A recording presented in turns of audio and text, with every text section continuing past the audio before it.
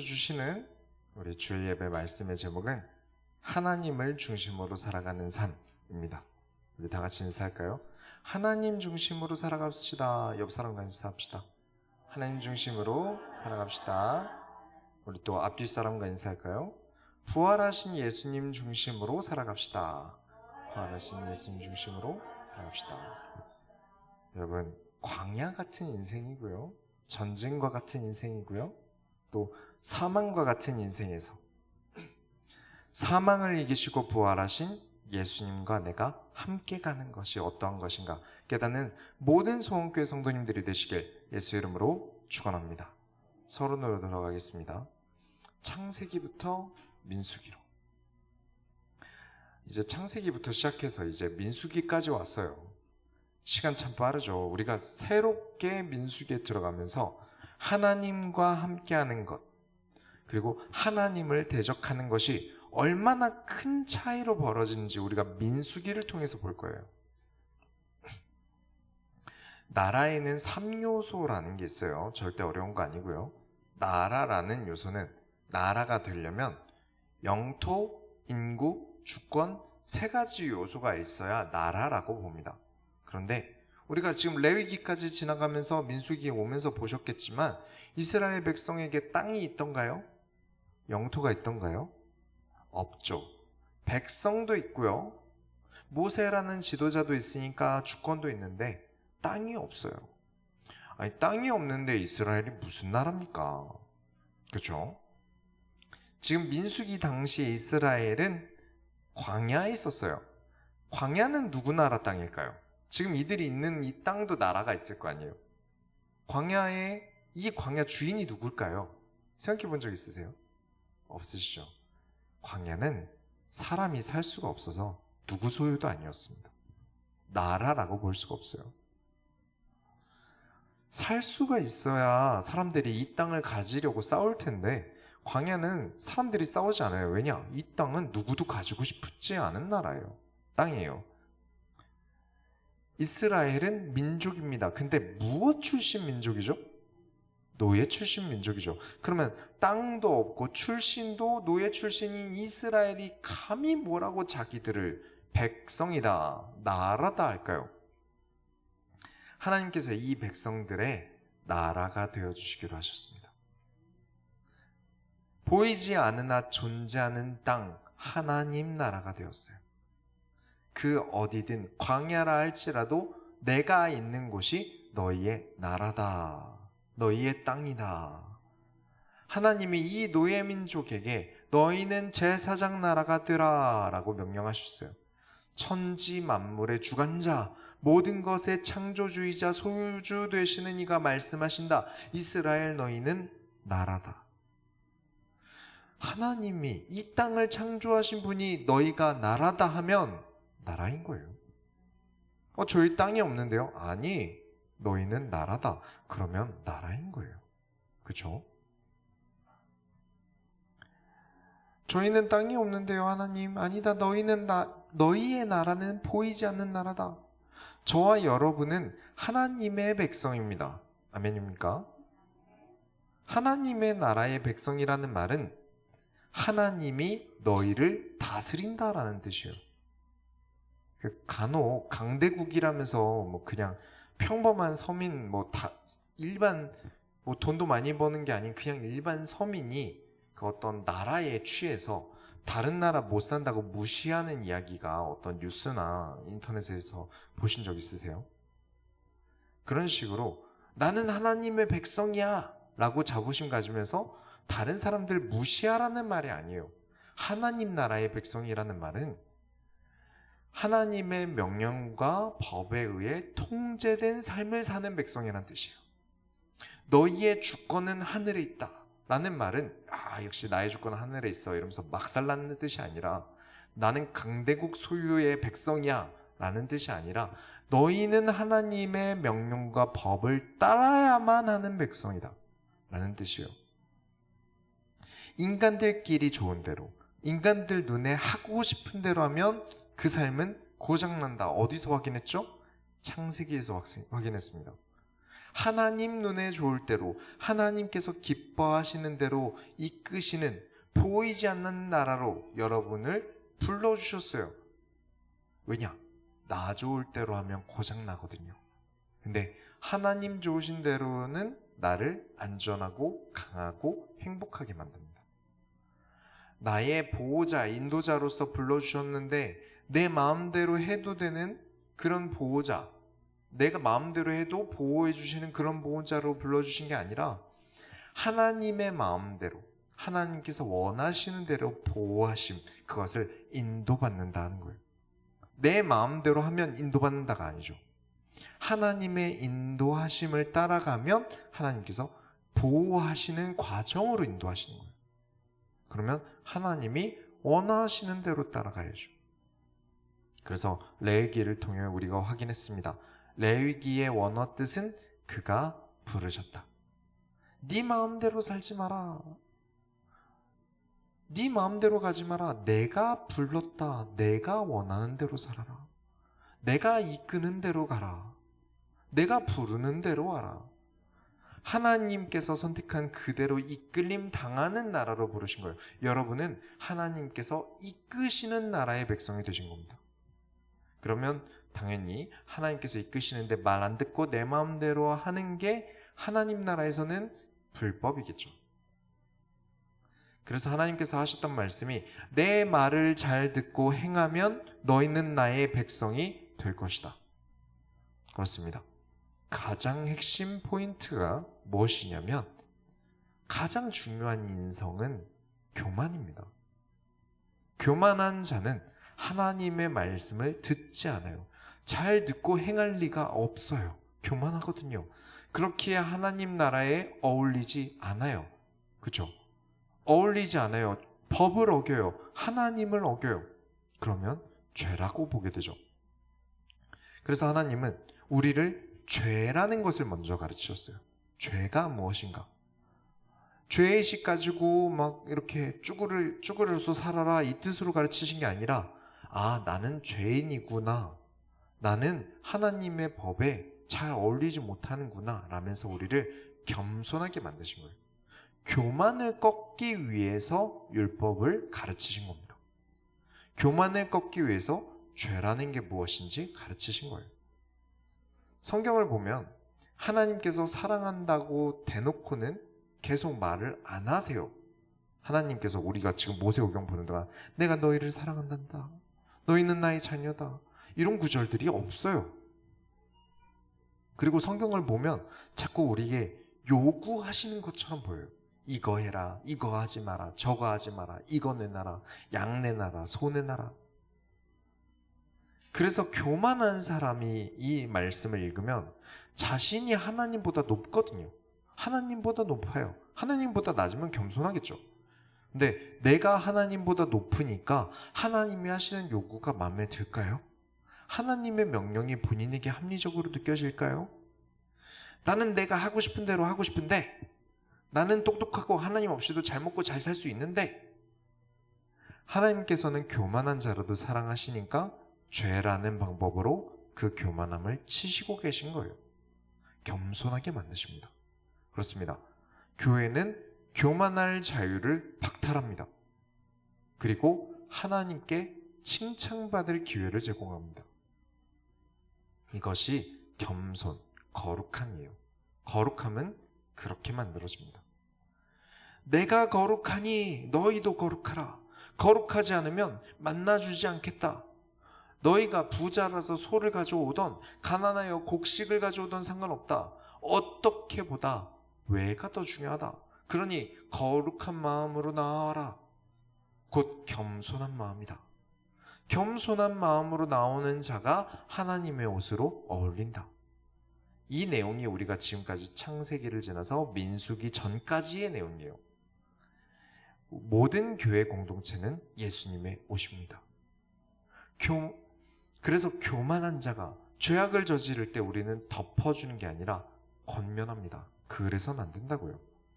저희 사모님이랑 이제 같이 밥을 먹으면요, 밥에 먹다가 제 옷에 뭐가 묻으면 빨리 가서 닦아요 라고 바로 뭐라 하세요. 왜 그럴까요? 남이면 그렇게 못하겠죠. 근데 사랑하는 남편이 어디서 777 못한 취급을 받거나 더럽다는 취급을 받으면 안 되잖아요. 자꾸 예수님의 옷이라면서 까불거리고 더럽고 사람들에게 상처 주고 사고 치고 다니면서 그걸 보고 있다면 예수님을 사랑하는 사람 입장에서는 그걸 내버려 둘 수 있을까요? 그렇죠. 그건 내버려 둘 수 있는 게 아니에요. 그래서 우리는 율법과 제사를 통해 배웠습니다. 죄는 덮어주고 허용해주고 남용하는 것이 아니라 차갑고 냉정하게 권면해야 된다고요. 그래서 성경에는 메인 빌런의 부류들이 있어요. 이 내용은 이 성경에서 주로 어떤 존재들이 빌런인가? 사탄일까요? 아닙니다. 진짜 메인 빌런은 따로 있어요. 이 내용을 우리가 오후에 예배 때 다루도록 하겠습니다. 저와 여러분은 하나님께서 부르신 하나님의 백성답게 하나님의 통제 아래 행복한 삶을 살아가길 예수 이름으로 축원합니다. 본론으로 들어가겠습니다. 광야에서 이제 민수기에 들어가요. 이 민수기의 히브리어 원어 제목은 광야에서입니다. 자, 하나님께서 너희는 나라다 하셨어요. 이게 믿음이죠. 그렇죠? 그런데 이스라엘의 현실은 지금 어디 있나요? 살기 힘든 광야에 있어요. 누구도 가질 생각이 없을 정도로 살기 힘든 광야에서 살아요. 에이, 이게 무슨 하나님 나라야? 뭐 이렇게 살기 힘든 데서 사는데 무슨 하나님 나라야? 불만을 가질만 하지 않을까요? 하나님께서 입 밖으로 너희는 나라다, 하나님 나라다 예쁘게 얘기하시지만 내 현실은 맨날 광야란 말이에요. 이 살기 힘든 광야. 우리의 현실이 그렇습니다. 교회에서 하나님 나라를 듣고 하나님의 인도하심을 듣고 은혜를 받고 다시 월요일이 되면 에이, 하나님 나라는 무슨, 또 가서 일해야 되고 직장 상사 때문에 계속 고생해야 되고. 자, 잘 들어보세요. 이 민수기에는 같은 이스라엘 집단 안에서 두 그룹이 나와요. 광야에 사는 것 같지만 눈에 보이지 않는 하나님 나라를 살고 있는 사람들, 믿음으로 그 하나님 나라를 살고 있는 사람들이 나오고, 그 광야에서 씩씩거리면서 불만 가지고 살아가는 사람들이 나옵니다. 그리고 누가 문제를 일으킬까요? 누가 이스라엘의 위기를 가져올까요? 다시 말하자면 같은 이스라엘 교회를 다니고 있는데 누군가는 믿음으로 이 교회에서 하나님 나라를 누리고 척박한 상황에서도 하나님을 사랑하고 예배드림에 감사한데, 누군가는 이 건물이 이게 뭐야, 환경이 이게 뭐야, 뭐 이렇게 불편한 게 많아, 뭐 이런 게 없어. 이런 두 그룹의 사람이 민수기를 통해 여러분에게 보여질 거예요. 그래서 우리는 세어볼 겁니다. 민수기가 왜 이름이 민수기가 되었냐면, 신약에서 쓰이는 용어에는 헬라어 언어로 번역될 때 광야에서라고 안 하고 숫자들이라고 했어요. 그래서 왜 그러냐고 보니까 민수기는 백성의 숫자를 세는 장면이 많이 나와요. 전쟁에 나가는 사람들, 또 기업을 분배를 받는 사람들, 전부 숫자를 세서 나누거든요. 자, 같은 이스라엘이요, 같은 사람이에요, 같이 살아요, 같은 말을 써요, 또 가족들도 있어요, 같은 인종이에요. 그러나 그들이 출애굽기부터 레위기까지 거치면서 겸손해진 사람도 있는데, 같이 살아보면서 다 봐놓고 그 모든 하나님의 역사들을 다 봐놓고 여전히 현실의 광야에서, 현실의 문제 앞에서 감히 하나님께 교만하게 구는 사람들은, 이 둘은 다른 거예요. 이것이 우리 소원교회가 앞으로 보게 될 민수기의 가장 중요한 포인트입니다. 민수기에서 절대 이걸 잊으시면 안 돼요. 같이 있지만 다른 부류 둘을 보셔야 돼요. 같은 곳, 같은 삶이지만 그들의 겸손과 교만함에 따라 하나님 나라 사람인가, 여전히 나라도 없는 광야 사람인가, 땅도 없는 광야 사람인가 구별되는 것을 보는 게 이 민수기의 포인트입니다. 같지만 다른 사람들이 어떤 삶을 살고 있는지 우리가 민수기를 통해서 보도록 하겠습니다. 이제 홍해를 건넌 지 1년 2개월 정도 지났어요. 이제 이스라엘 사람들의 숫자를 셉니다. 이제 진짜로 가나안 들어갈 마음을 먹었어요. 1장 2절에 보면 너희는 이스라엘 자손의 모든 회중 각 남자의 수를 그들의 종족과 조상의 가문에 따라 그 명수대로 계수할지니. 자, 너희는 남자의 숫자를 전부 세워라. 아니, 하나님 지금 남녀 차별하십니까? 왜 여성은 사람으로 안 치고 숫자를 안 세시나요? 그게 아니고 전쟁에 나갈 숫자를 세신 거예요.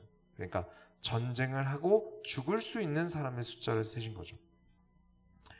20세 이상의 전쟁에 나갈 모든 남자, 그러니까 몸이 아픈 병이 있거나 뭐 어떤 노쇠한 남자는 전쟁에 나가지 못했어요. 그리고 또 전쟁에 나가지 않은 남자들이 있어요. 레위 지파 남자들은 전쟁에 나가지 않았습니다. 1장 49절에 보면 너는 레위 지파만은 계수하지 말며 그들을 이스라엘 자손 계수 중에 넣지 말고. 에이, 레위 지파는 또 뭐라고 해봤자 성막리라고, 그죠? 성막리라는 거 뭐 예배 드리는 거 제사 드리는 게 전부인데 왜 레위 지파는 제외시켜? 역시 교회는 차별적이야. 자, 우리가 아까 포인트에서 뭐라 그랬죠? 같은 사건이에요. 같이 있어요. 같은 걸 봐요. 그것을 겸손히 하나님을 섬기는 자로서 보면, 그리고 교만하게 보면 둘은 차이가 생겨요. 이 레위 지파들은 전쟁이 끝난 다음에 땅을 분배받지 못합니다. 쉽게 말하면 가나안이라는 땅을 정복하고 난 뒤에 각 민족마다 땅을 나눠 가졌어요. 유다 지파는 저쪽 땅 갖고 베냐민 지파는 저쪽 땅 갖고 이렇게 나눠서 각자 땅을 분배받고 거기서 농사도 하고 집도 짓고 살았는데 레위 지파는 땅을 받지 못했어요. 그 말은 생산성 있는 수입이 앞으로도 없을 거란 얘기입니다. 한때만 수입이 없는 게 아니라 앞으로도 이스라엘 땅에서 영원히 레위 지파는 고정 수입이 없다고 보시면 돼요. 자, 앞으로 앞에 말씀드린 이 포인트 잊으시면 안 됩니다. 민수기 시작부터 그 포인트를 하나님께서 숨겨두셨어요. 보이지 않는 하나님 나라가 중요하지 않은 사람의 입장에서 레위 지파가 전쟁에 나가지 않는 것은 화가 날 만한 일이에요. 왜 우리는 목숨 걸고 지금 나가서 전쟁을 하는데 니들은 성막에서 꿀 빨아? 그런데 하나님 나라가 중요한 사람들은 어땠을까요? 하나님께서 얼마나 성막 지키는 일이 중요하면 레위 지파들은 전쟁에도 보내지 않으실까? 라고 겸손히 생각할 거예요. 그렇죠. 이게 진짜 신기한 일이에요. 겸손하지 않으면 성경이 제대로 읽히지 않아요. 하나님께 예배라는 게 도대체 어떤 의미길래, 제사라는 게 어떤 의미길래 이러실까? 전쟁에 한 명이라도 더 투입돼야 되는데 하나님께서는 도대체 예배라는 것, 제사라는 거에 얼마나 큰 의미를 두시고 계시기에 하나님께서 그들을 전쟁에 보내지 않으실까? 라고 겸손히 하나님의 말씀에 순종하며 하나님을 가까이 합니다. 그래야만 보여요. 뭐가 보이냐면 그 어떤 것보다 하나님이 먼저다. 그 어떤 것보다 예수 그리스도의 구원이 먼저다. 나의 목숨보다 저 뒤에 있는 성막 안에 계신 하나님이 먼저다. 전쟁은 실패해도 됩니다. 복구할 수 있어요. 후퇴했다 다시 싸우면 되죠. 패배해도 다시 시작할 수 있어요. 그런데 하나님께서 주신 예수 그리스도의 구원이 없다면 다시 싸울 수 없습니다. 여러분의 광야 인생은 힘들어요. 그래서 전쟁보다 예배가 더 중요합니다. 여러분의 삶에 예배가 가장 중요한 거예요. 그리고 예배는 무엇입니까? 하나님을 내가 만나러 가는 시간이에요. 하나님을 가까이 하지 않으면 내 광야 인생에 승리가 없어요. 예배는 없고 나가서 삶이라는 전쟁만 거친다면 우리 인생에 승리가 없어요. 이 사실을 겸손히 하나님을 섬겨본 사람들은 그래, 제사, 예배 너무 중요해. 그래, 목회자가 주를 위하여 최선을 다해둬야 우리가 예배를 통해 힘을 얻고 다시 나가서 싸우지. 그게 우리 삶의 자세입니다. 그런데 교만하여 살아가는 사람들은 이 사실을 모르겠죠. 교회에 와서 계속 피곤한 상태로 교회에 와서 또 일하고 가는 것밖에 안 될 거예요. 레위 지파 사람들은 하나님 나라를 지키는 전쟁 중입니다. 선택받은 대단하고 특별한 민족 같지만 사실은 평생을 백성들과 주를 위하여 헌신해야만 하는 고달픈 선택을 받은 거예요. 이제 전쟁에 나갈 남자의 숫자를 세어보니까 60만 3,550명이에요. 많죠?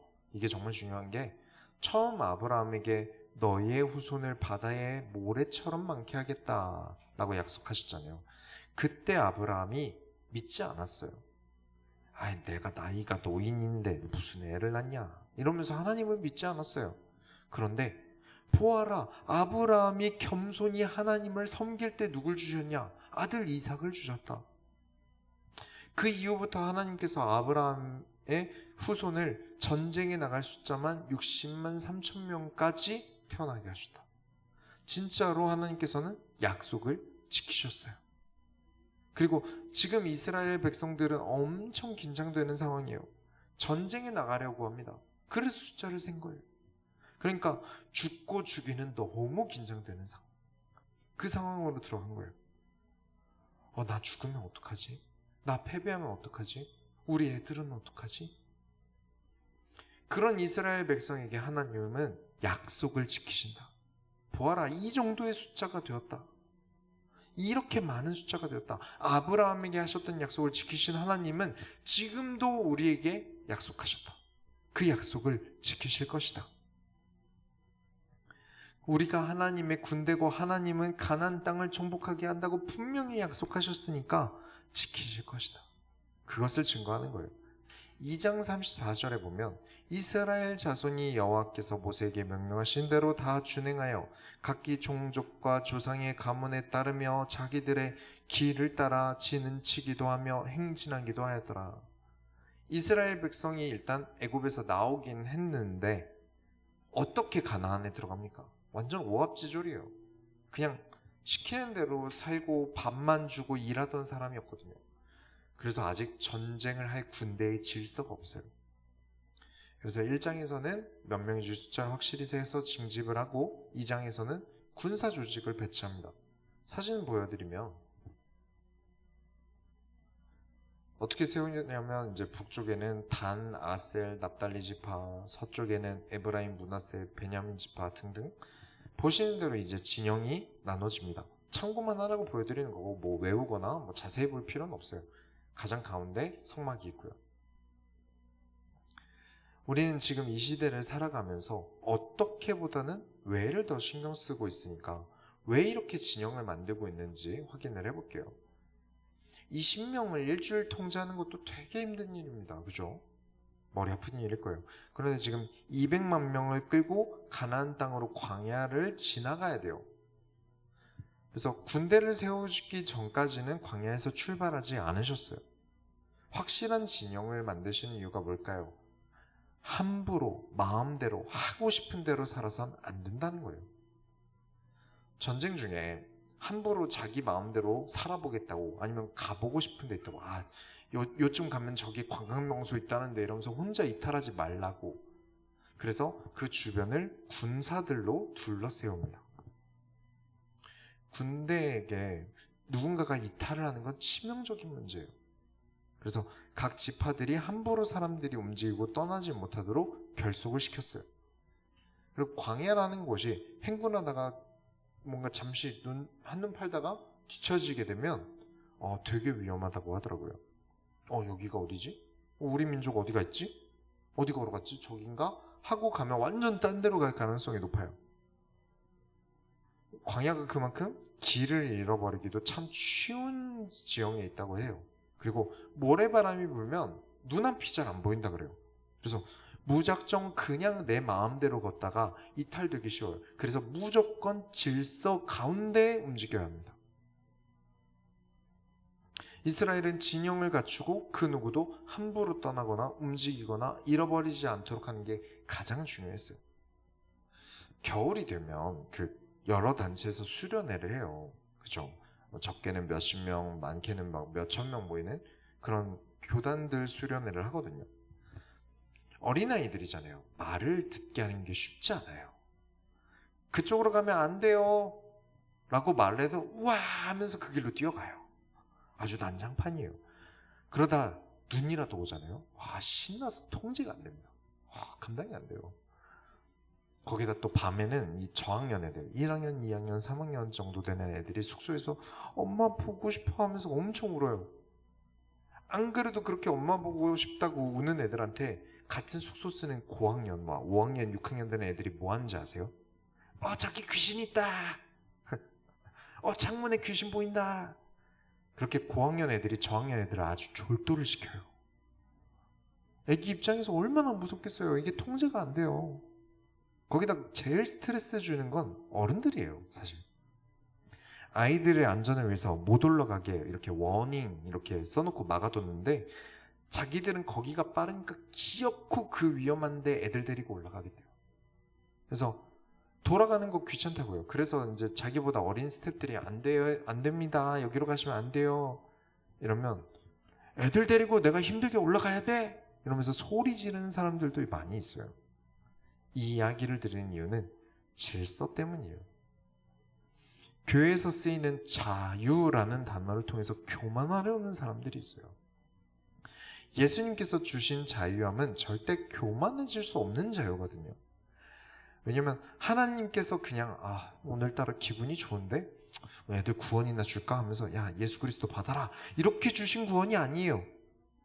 수백 수천 년을 준비하셔서 질서 있게 우리에게 주신 구원이에요.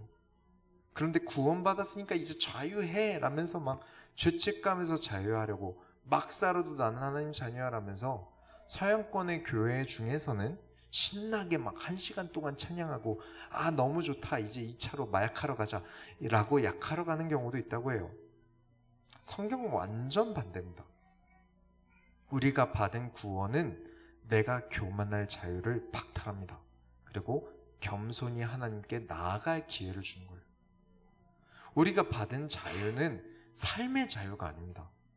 죄를 사랑하기 때문에 노력해도 죄가 끌려요. 벗어날 수 없어요. 그랬던 내가 예수 그리스도를 통하여 이 죄와 싸울 수 있는 기회를 제공받았어요. 이 자유를 받았어요. 하나님의 옷이 될 수 있는 선택의 자유가 부여된 거예요. 죄의 권세에서 벗어난 자유입니다. 그러나 그 자유하기 때문에 또 죄를 선택할 수 있어요. 그래서 우리는 하나님의 말씀을 이루어진 창조의 질서를 따라 살아가야 합니다. 선택할 수 있어요. 이 진영에서 내가 도망칠 수 있어요. 그러나 죄가 됩니다. 그래서 우리는 이 진영 안에 살아간다는, 하나님을 중심으로 살아간다는 이 질서 안에 살아가는 거예요. 그래서 우리는 우리의 삶은 회막, 지금으로 말하면 교회겠죠. 교회를 중심으로 레위지파, 레위지파를 중심으로 각 지파들 중심으로 군사들이 포진되어 있어요. 그리고 가장 중심에 있는 회막은 무엇 중심이죠? 이 회막 안에 언약궤가 있는 지성소가 가운데 있어요. 저와 여러분이 주일에 교회를 떠나 흩어집니다. 그러나 우리는 이 삶에서 여전히 교회 중심이고 하나님께서 지성소를 통해 주셨던 말씀 중심으로 하나가 되어 움직입니다. 그래야만 이 광야 같은 삶에서 살아남을 수 있어요. 그 누구도 이탈하지 않는 하나님 중심의 결속이 하나님의 말씀으로 되어줘야 돼요. 우리는 주를 떠나 살 수 없다. 이 진영을 떠나 주를 떠나 살 수 없다. 우리는 그렇게 하나님의 말씀을, 하나님의 말씀이라는 이 질서를 떠나 살아갈 수 없다. 그래서 우리는 교회를 중심으로 살아간다. 결론을 내리겠습니다. 내 광야 같은 삶에서 우리가 민수기를 통해서 볼 포인트는 잊지 마세요. 계속 반복하는 건 앞으로 계속 민수기에서 다뤄야 돼서 그래요.